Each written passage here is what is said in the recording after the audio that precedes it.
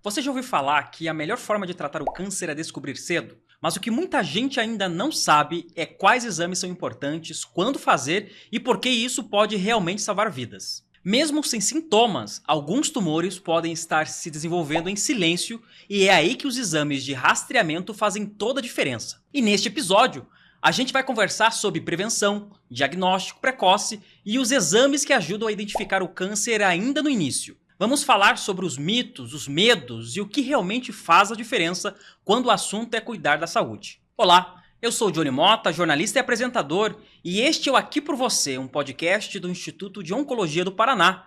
E neste ano, o IOP completa 30 anos de história. São 3 décadas dedicadas ao cuidado, à inovação e ao acolhimento de quem enfrenta o câncer.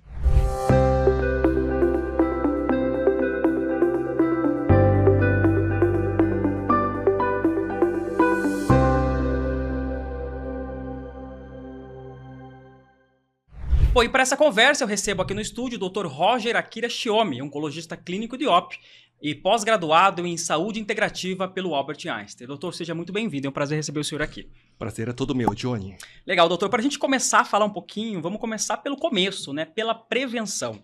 Eu gostaria de saber do senhor o que é possível fazer antes da doença aparecer. É possível fazer muita coisa antes da doença aparecer.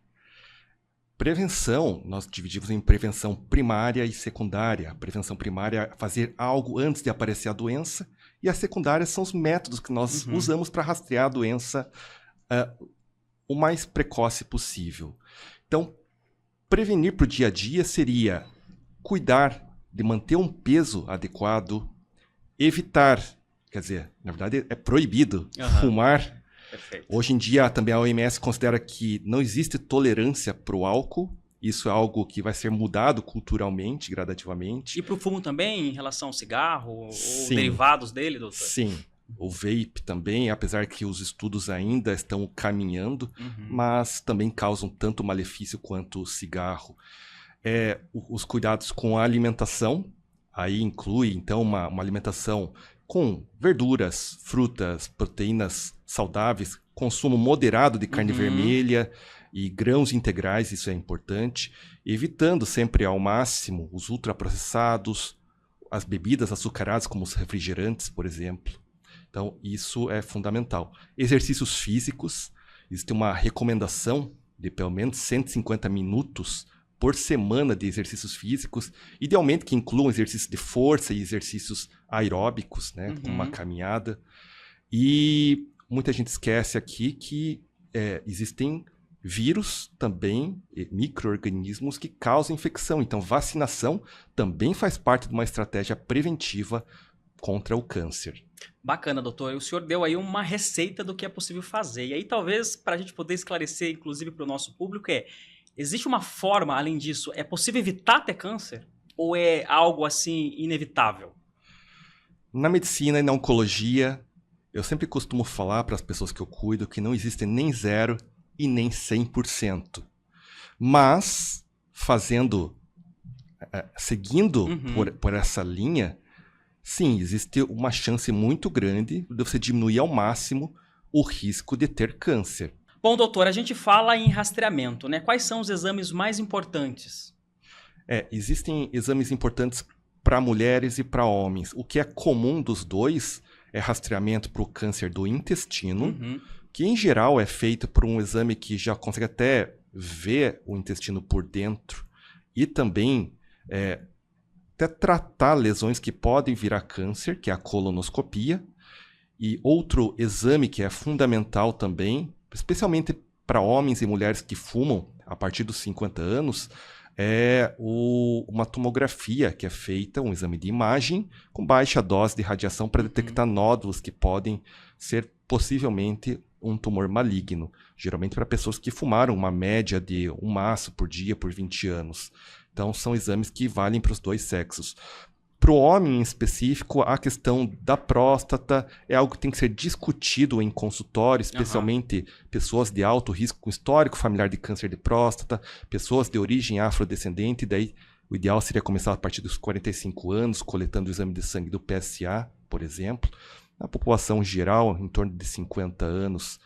E para mulheres em específico, existe das mamas, a mamografia, que ela é recomendada, varia conforme sociedade, o Ministério da Saúde fala 50 anos, a maioria das sociedades mundiais fala a partir dos 40 anos, no Brasil também é de mastologia.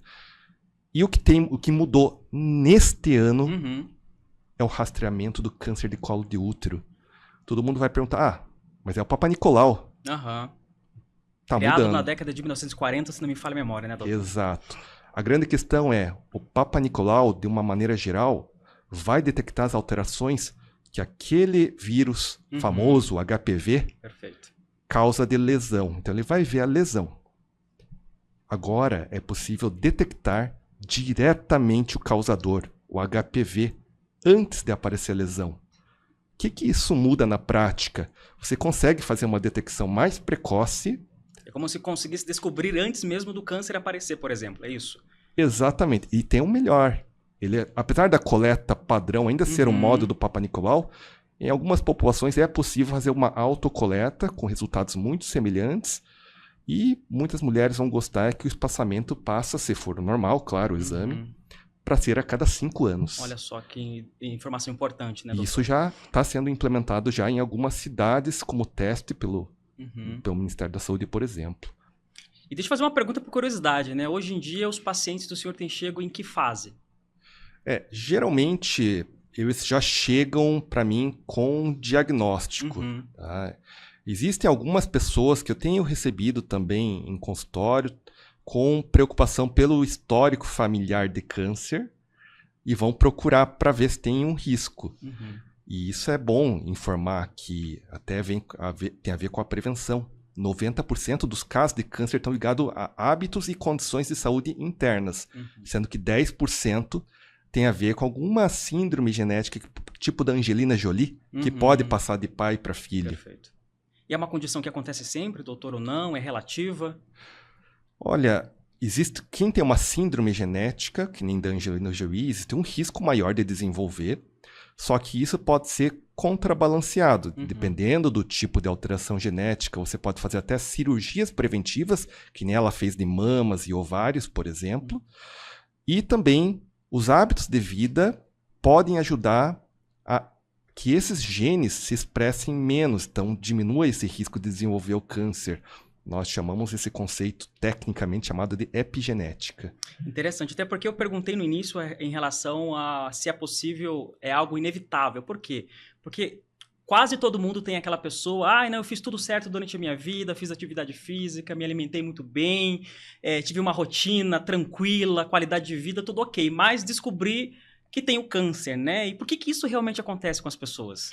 É algo interessante, eu ouço muito isso nos comentários da minha rede social e tem alguns motivos. Até hoje, eu não sei, mas ninguém inventou uma máquina do tempo para você diminuir a sua idade. Excelente. Então a idade é um dos principais fatores de risco para desenvolver câncer, porque os reparos das nossas células, eles vão não ficando tão eficazes no decorrer do tempo. E o câncer é uma doença de genes, uma alteração genética que leva à proliferação das células. Então, envelhecimento é um dos fatores. As próprias síndromes genéticas, que muita gente não sabe que tem, né, apesar do histórico familiar. Por uma questão até de sintoma, né, doutor? Não tem, talvez, o sintoma? Não tem sintoma e não se atentou ao histórico familiar de câncer. Então, são dois motivos e essa pessoa está mais propensa a ter. Existe também, apesar do rastreamento, alguns tipos de câncer que têm uma natureza de maior agressividade que pode se desenvolver no intervalo. Então, esse é outro ponto. Existem também outros tumores que não existe ainda um rastreamento eficaz, né? Todos os outros que eu não comentei aqui ainda não possuem um rastreamento eficaz. E tem outras condições. Às vezes a pessoa não soube que foi exposta no passado a uma condição de trabalho, por exemplo, trabalhou numa condição que tinha produtos químicos ou radiação. Ia perguntar sobre isso, essa ineficácia do rastreamento se dá por quê? Intermédio do que exatamente, doutor? É o protocolo, é o tipo de formato, de forma de fazer esse rastreamento? Na verdade, existem muitos fatores. O rastreamento, chamado de populacional, é uma questão que é de custo e efetividade, para você conseguir atingir o máximo de pessoas com o menor custo possível. Então, tem esse ponto. Tem a questão que, mesmo tendo rastreamento, existe a questão, em geral, na população, muitas vezes, de falta de aderência. Então, esse é outro ponto. E seria mais ou menos por essa linha. Claro, isso tem evoluído. E tem uma outra questão. Apesar de que eu comentei da questão da idade, isso, do perfeito. câncer que aumenta, mas tem sido desenvolvido, os câncer têm aparecido em pessoas com menos idade também, em jovens. Olha que interessante. Até pergunto sobre isso porque, assim, ao mesmo tempo que a gente vê um aumento de diagnóstico em pessoas mais jovens, né? Mas nós temos também pessoas que estão vivendo mais, né, doutor? A população está vivendo mais, né? E como que fica essa história, né? Tanto que os rastreamentos, geralmente eles têm, se você seguir a diretriz, uma idade de início e uma idade de término. Só que é importante observar lá na entrelinha, lá no final. Essa idade de término, ela é uma idade com uma diretriz. Não deve seguir cegamente, porque como as pessoas estão vivendo mais e aquelas que cuidam da saúde estão vivendo melhor, elas vão chegar jovens na melhor idade. Então, você personaliza esse rastreamento. Então, apesar, por exemplo, da colonoscopia ser recomendada, por exemplo, até os 75 anos, eu tenho pessoas de 80 anos que fizeram a colonoscopia no acompanhamento. Entendi. Doutor, para a gente falar um pouquinho sobre sintoma, né? Todo câncer dá sintoma ou não? Nem todo câncer dá sintoma. Essa que é a grande questão. Existem... são apelidados de câncer silencioso. Então, essa é uma grande questão que o rastreamento ajuda. O objetivo do rastreamento é justamente detectar algo antes que dê sintoma. Mas realmente, existem tipos de câncer como o de pâncreas, o de estômago. O sistema digestivo talvez seja um deles, né, doutor? Exato, que muitas vezes ou não vão dar sintomas, ou vão dar sintomas realmente quando estiverem em estágio mais avançado, ou vão dar sintomas que são inespecíficos, ou seja, você acha que está tendo um refluxo, uma azia, uma queimação e não dá muita bola, isso persiste e não é investigado e vai ver, claro que na maioria dos casos é uma causa benigna, mas não dá para se descartar, especialmente quando tem sinais de alerta, perda de peso, anemia. E são de difíceis diagnóstico esse tipo de câncer, quando eles são mais silenciosos ou não, doutor? Se realmente você não tiver muito, nem que seja um sintoma inespecífico que persista por mais de 2 semanas, realmente se torna difícil. Mas, em geral, ele costuma ter algum sintoma que a pessoa não costuma dar bola ou se automedica. E isso acaba persistindo. Então, não só fazer o rastreamento e todo o cuidado de prevenção, mas estar atento ao corpo, especialmente em sintomas mínimos que sejam, mas que persistam por mais de 2 semanas, alerta. É uma alerta. Então, passou de 15 dias, já toca ali o sininho que alguma coisa está acontecendo, né? Com certeza. Doutor, vamos falar um pouquinho então sobre como é que acontece esse diagnóstico, né? Quando esse diagnóstico efetivamente chega ao paciente. Eu imagino que numa posição de um médico sentado no consultório na frente de um paciente não seja algo tão simples de fazer, né? É algo complexo, né, doutor? É algo complexo e muitas vezes as pessoas vão falar sobre a pessoa que está na sua frente. Eu aprendi aí na saúde integrativa sobre o autocuidado. Então, antes de abordar a pessoa, eu tenho que estar bem. Então, isso é fundamental. Bem, não só fisicamente, mentalmente, espiritualmente, em todos os aspectos. E o mais importante, as pessoas falam escuta ativa. E nessa pós a gente aprende que é uma escuta sensível. Interessante. E é uma escuta que você tem que estar, não de corpo presente, mas totalmente presente, tendo uma atenção plena à pessoa. Então não é ficar lá digitando no computador, isso não é escuta. Então porque você tem que ver coisas, aliás, talvez ouvir coisas que não são ditas somente pelas palavras. Que interessante. Não é só se colocar no lugar da pessoa, né, doutor? Exato. Até essa questão de se colocar no lugar da outra pessoa é algo perigoso também, porque cada pessoa é única. Então, é importante ter não só empatia, mas compaixão pela pessoa, porque na empatia é perigoso essa questão. Então, na compaixão você entende muito bem a pessoa, né? Consegue entender a situação dela, mas evita de se colocar numa situação que também te possa colocar num risco mental, espiritual. Então, isso é o melhor dos caminhos, né? Então, ver a pessoa, e é importante, a pessoa não se resume ao câncer. Ela tem uma família, tem um trabalho, tem dores, sonhos e propósitos. Deveria ser um mantra, né, doutor? Exato. Muito interessante. O senhor falou sobre medicina integrativa. Algumas pessoas vão falar, mas medicina integrativa é alternativa, doutor? São coisas completamente diferentes. São completamente diferentes. Porque integrativa realmente não é alternativa. A alternativa é você trocar o que existe de evidência por algo que não existe evidência. A integrativa, não.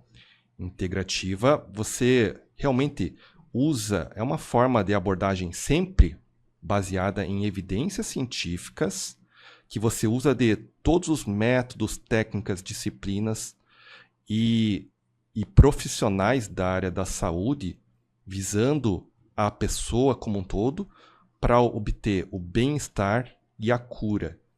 E aqui é muito interessante, o termo cura não se refere assim, a estar ausente sem câncer.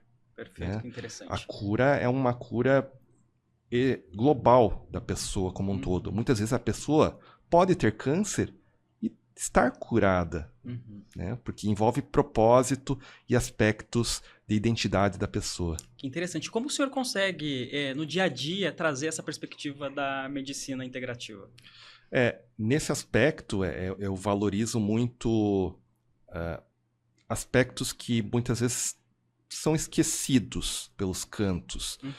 Muitas vezes foca-se muito no cuidado e no tratamento oncológico, no medicamento, na técnica, na cirurgia e tal, mas esquece-se da pessoa, tá? Onde que ela mora, com quem que ela mora, qual que é o seu trabalho, o que que ela tem de valores, religiosidade, espiritualidade no sentido de propósito de vida, o que que ela pretende para o futuro. Então, isso é bem importante de avaliar, porque isso ajuda até na escolha das suas decisões junto à sua equipe. Que interessante. Né? Então, por isso que eu falo que eu não trato o câncer, eu cuido de pessoas. Interessante. E esse apoio, doutor, que o senhor comenta, é feito só com o seu atendimento? Envolve outra equipe, outros profissionais também nessa integração, vamos dizer assim, com um olhar para o paciente? O meu cuidado, ele é feito sempre em equipe. Por isso que eu falo que eu não gosto do eu gosto do nós. Interessante. É algo interdisciplinar. E até isso na pós nós aprendemos. Existe uma questão que é interdisciplinar e multidisciplinar, multiprofissional. Quando é o multi, é cada um na sua área oferecendo alguma coisa.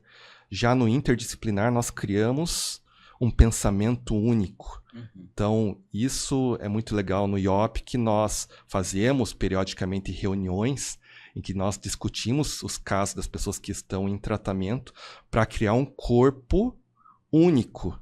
Nada de fragmentação, porque nós somos únicos, não somos pedaços. Que interessante. O senhor falou sobre tratamento, né? Até puxo uma pergunta relacionada, porque o paciente oncológico, talvez nos primeiros momentos, quando ele recebe o diagnóstico, ele imagina que a primeira coisa que ele vai passar é por quimioterapia. Aí eu queria que o senhor falasse um pouquinho sobre isso. Todo paciente oncológico, o primeiro tratamento é a quimioterapia ou não? Não, nós avaliamos vários fatores. Então, avaliar a pessoa como um todo, nesse aspecto que a gente comentou, avaliar também as condições clínicas que ela já vinha antes de ter o diagnóstico do câncer. Aí sim, o tipo do câncer, o local, subtipo, nós usamos muitos testes no material da biópsia ou no sangue para saber características até genéticas do tumor, saber o estágio, a junção com outros colegas da medicina e também nutricionista, farmacêutico, enfermeiro e todas as especialidades psicólogo envolvidas nesse cuidado, para daí sim tomar essa decisão da escolha do melhor tratamento. E aí sim, muitas vezes pode incluir a cirurgia, muitas vezes Pode incluir a quimioterapia, a radioterapia, terapias-alvo, imunoterapia, que são tratamentos mais modernos. Então, esse sequenciamento é discutido em equipe. Que interessante. Eu até te pergunto relacionado a isso. Então, cuidar da alimentação, da parte psicológica também faz parte do tratamento oncológico.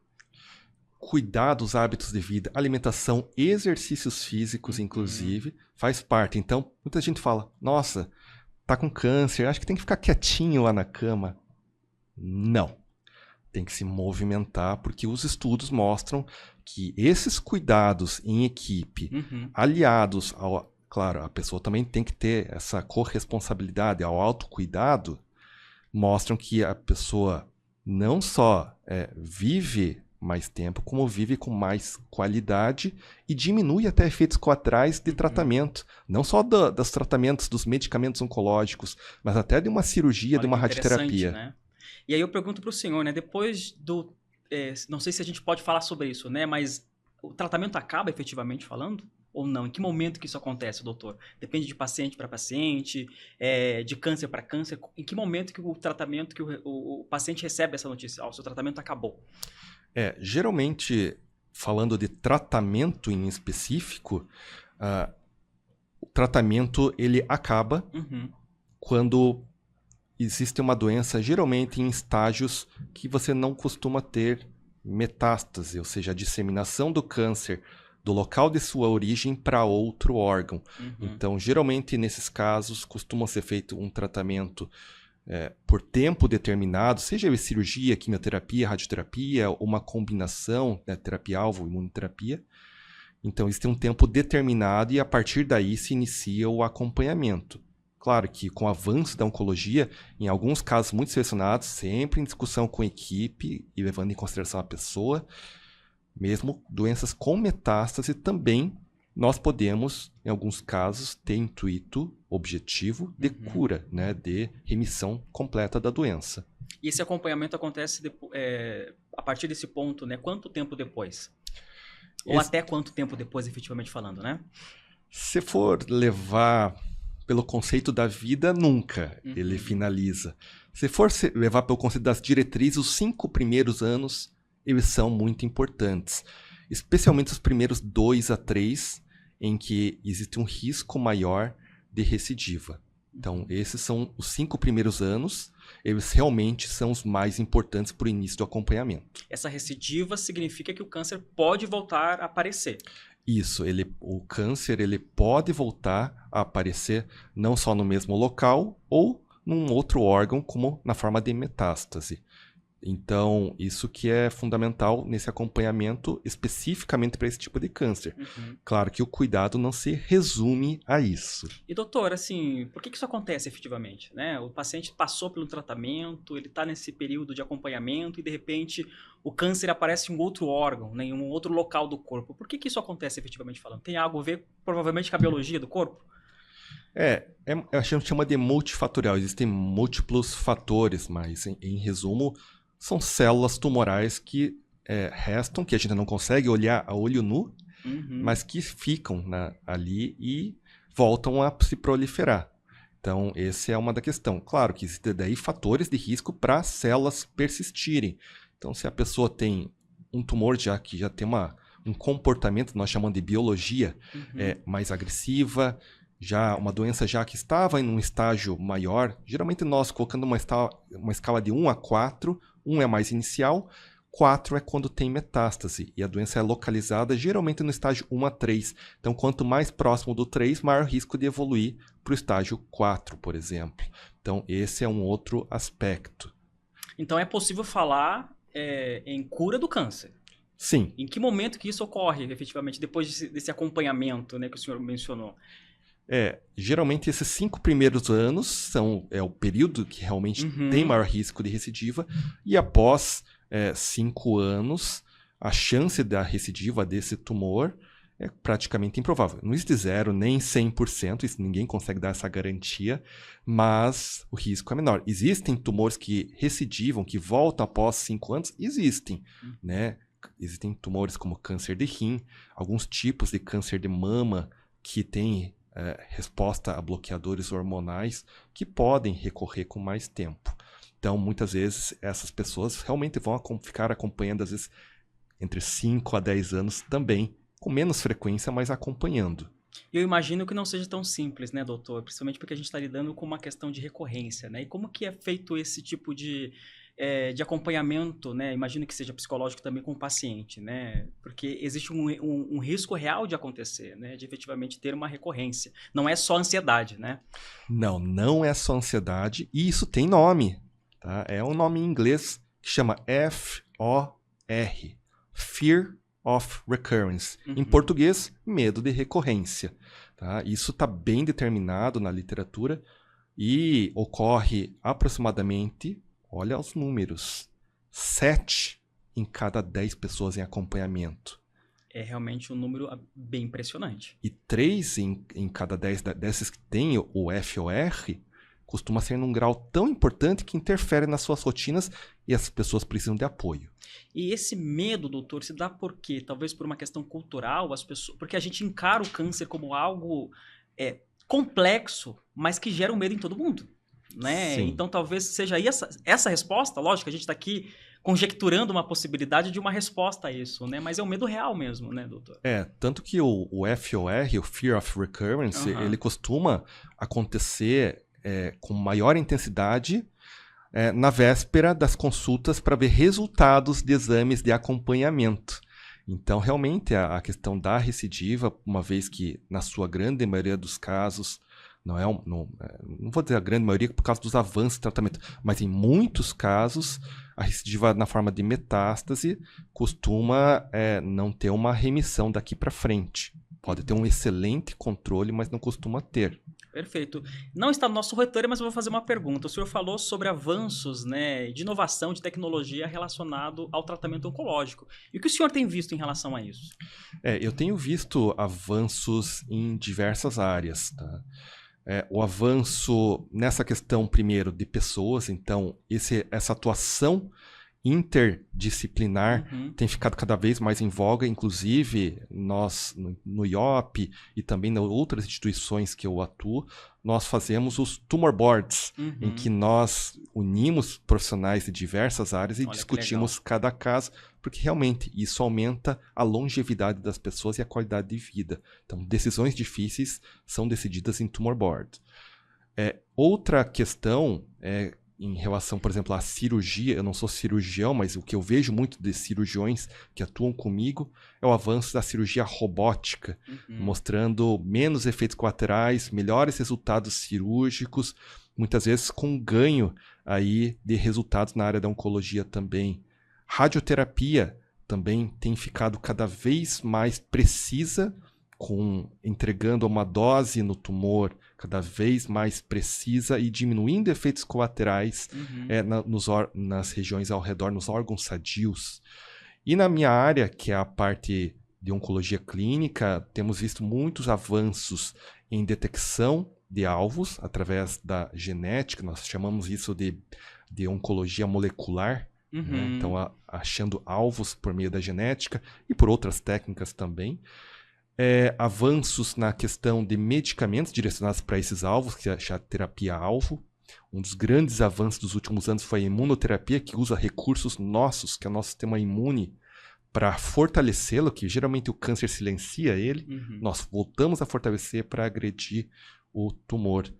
E essa questão também da oncogenética e dos cuidados integrativos. Que bacana. E uma dessas inovações que não é de agora é a vacina, né? A gente fala de vacina de HPV, mas existe uma discussão na sociedade falando de vacina contra câncer. É possível ter isso nesse momento, num futuro próximo, doutor, ou não?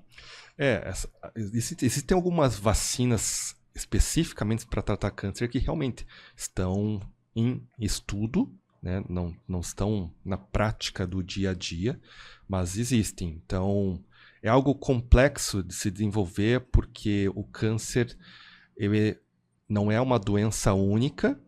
Cada pessoa tem um tipo e mesmo dentro da mesma pessoa o tumor pode ter células de tipo diferentes. Ele vai reagir de forma diferente, então. Exatamente. Então é um grande desafio por causa disso. Que interessante.